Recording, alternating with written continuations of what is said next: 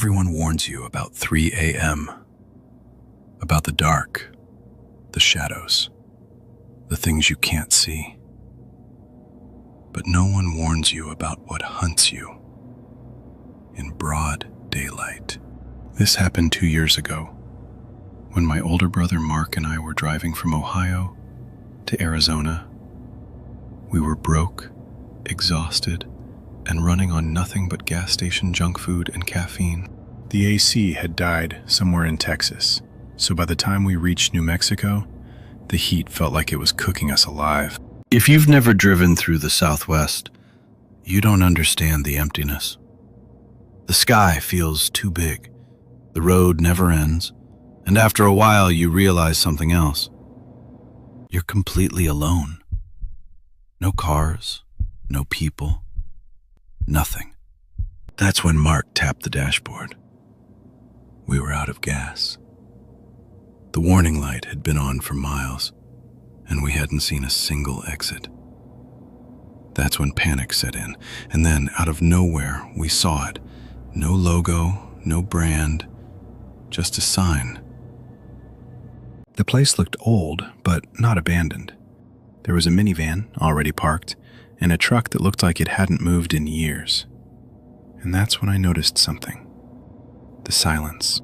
The van was running, but there was no sound, no engine, no vibration. Inside was a family. They weren't talking, they weren't moving. They were just staring. I tried the pump. It didn't work. I called out to them. They didn't react, not even a blink. And that's when I knew this place wasn't normal. I ran inside to find Mark. The air inside was freezing, but it didn't smell right. It smelled like something old, something buried. The shelves looked stocked until you looked closer. Faded brands, rotten drinks.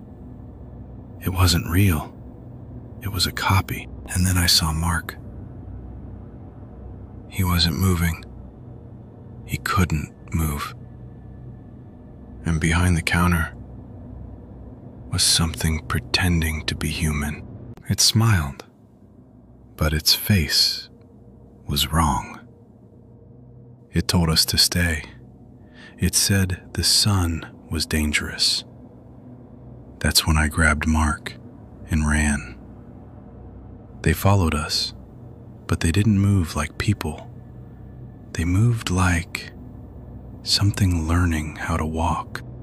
We didn't stop driving, not for miles, not for anything. When we finally reached a real station, we didn't even look back.